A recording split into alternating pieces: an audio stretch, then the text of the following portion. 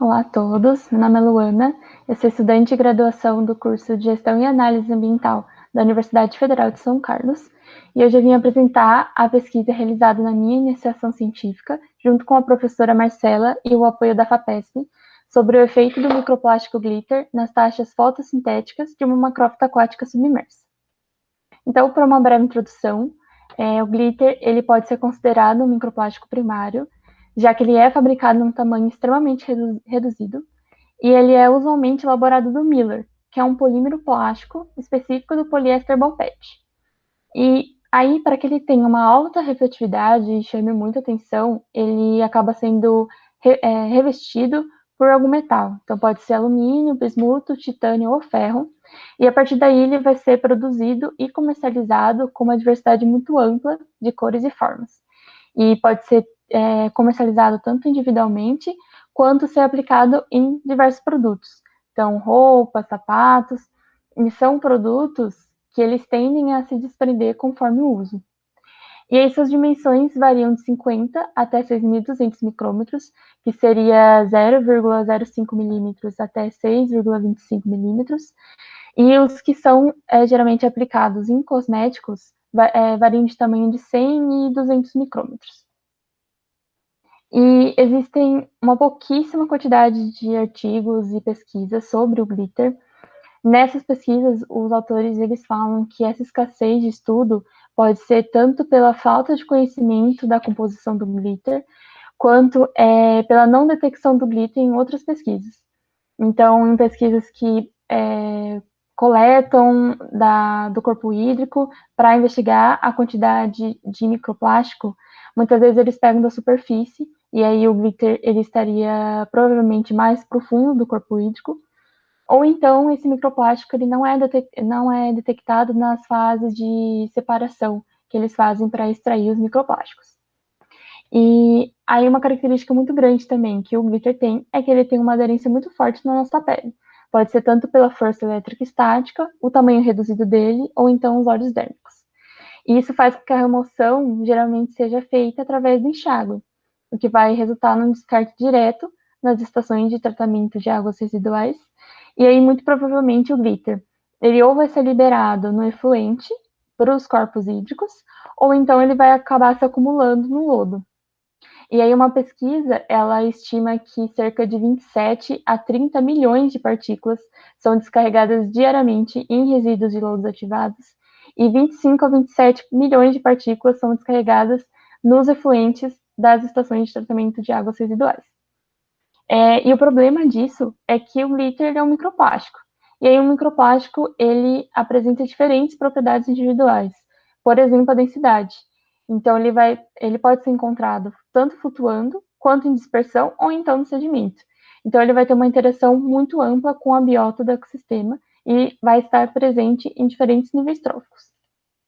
E aí eles vão estar, então, em contato com muitas espécies de importância ecológica, como a macrófita aquática, que é importante porque ela permite fluxo constante de nutrientes, contribui para a matéria orgânica na cadeia alimentar, ampliam a heterogeneidade espacial, porque elas vão estar adicionando estruturas naquele ambiente. E aí um exemplo das macrófitas seria a Egeradensia, que foi utilizada na pesquisa. Ela é popularmente conhecida como elódia, e é uma macrófita de água doce, submersa e enraizada e nativa da América do Sul. Então, o objetivo geral da pesquisa foi avaliar as taxas fotossintéticas de Egeradensia na presença do glitter em 3 concentrações diferentes e na ausência do microplástico. E as concentrações são de 0,0235 gramas, 0,0117 e 0,0058 gramas. A metodologia ela foi baseada no método de frascos claros e escuros. Então, os 3 primeiros tratamentos eram frascos submetidos à radiação com macrófitas com glitter, nas 3 concentrações diferentes.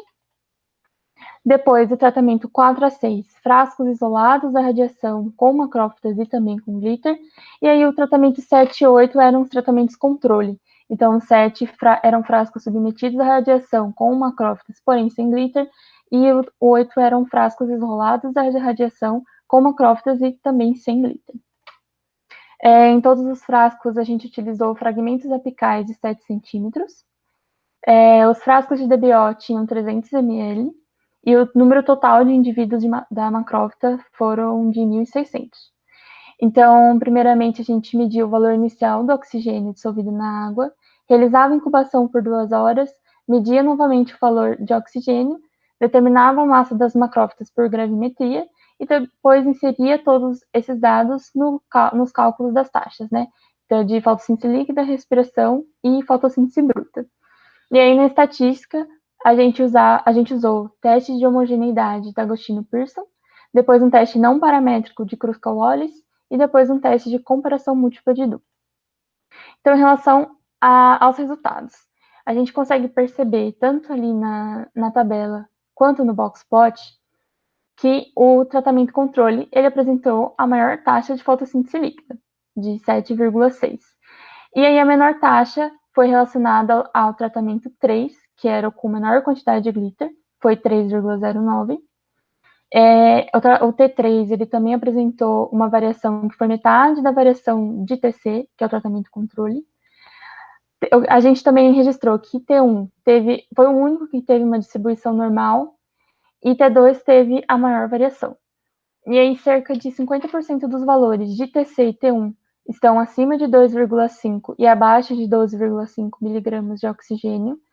50% dos valores de T2 estão entre 0 e 5 miligramas e 50% de T3 estão entre 0 e 6 miligramas de oxigênio.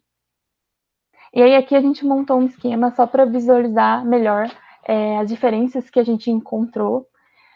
Apenas entre TC e T1 que a gente não teve diferença estatisticamente significativa, mesmo com uma diferença de 13%. E aí, olhando nessa tabela, a gente consegue perceber que a maior diferença foi entre TC e T3, que era a menor quantidade de glitter, com uma diferença de 59,34%. Então, TC foi cerca de 1,5 e 2,5 vezes maior em relação a T2 e T3.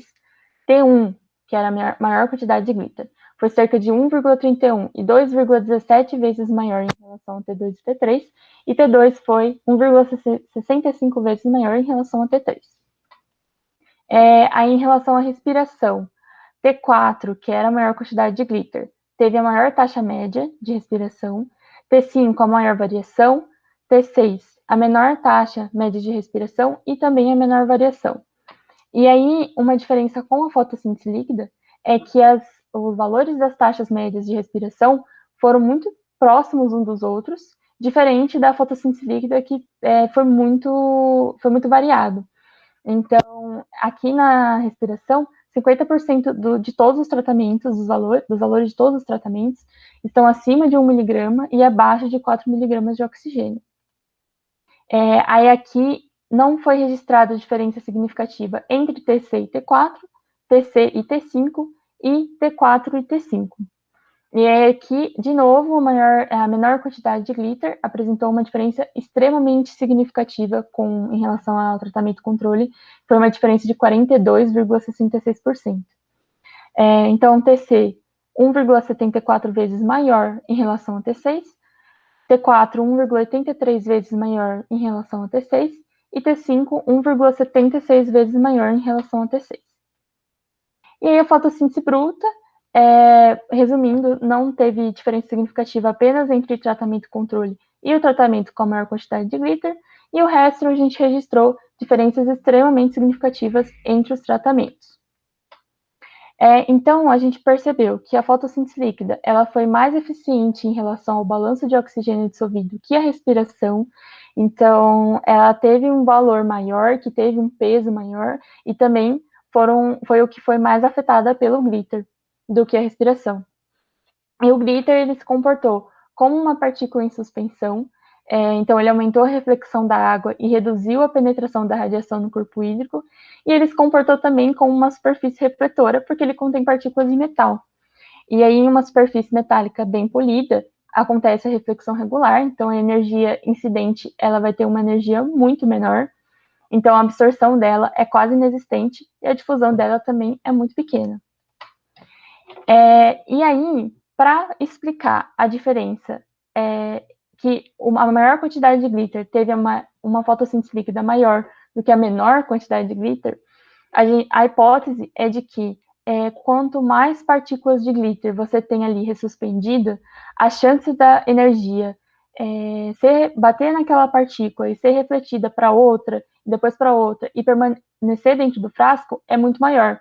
Então, aquela energia acaba permanecendo ali dentro. Enquanto que, se você tem poucas, a probabilidade da energia ser refletida por uma partícula de glitter e não ter outra para ser refletida de novo, então sair fora do frasco é muito maior.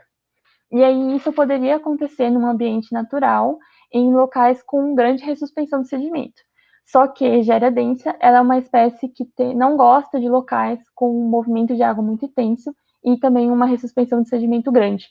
Então, no ecossistema aquático, a resposta fotossintética da macrófita ia ser muito semelhante ao tratamento 3, que é a menor quantidade de glitter e que apresentou a fotossíntese líquida, que foi mais afetada pela presença do glitter. E aí também para explicar valores atípicos dos tratamentos, principalmente T2 e T5, a gente elencou os estágios fenológicos das macrófitas, que foram diferentes, a época do ano, porque uma parte da pesquisa foi realizada no inverno e outra parte no verão, e a altura em que a planta se encontra na coluna d'água. Então, como conclusão, o glitter interferiu na radiação que poderia ser absorvida nos processos fotossintéticos. Então, ele refletiu a energia em maior intensidade, diminuiu a absorção dela, o que vai comprometer, então, a radiação subaquática e os processos fotossintéticos. E aí, mesmo que entre o tratamento controle e a maior quantidade de glitter não foi uma diferença estatisticamente significativa, foi sim observada uma diferença de 13%. Então, a gente conclui que a presença do microplástico vai resultar sempre na diminuição da taxa fotossintética da macrófita. E aí, por isso, deve-se considerar o glitter como um microplástico contaminante. Ele pode tanto circular no ar quanto na água, ter diversas interações biológicas e depois se sedimentar no solo ou nos ambientes aquáticos. E aí, por isso, existe uma necessidade de mais pesquisas e necessidade de formulação de regulamentações e também restrições, tanto para a produção quanto para o uso deste microplástico. Pode ser tanto individual ou então inserido em outros produtos do mercado. Essas foram as referências bibliográficas. Queria muito agradecer à professora Marcela, ao apoio da FAPESP, a toda a comissão organizadora do Simpec e também a todo mundo que está assistindo. Obrigada.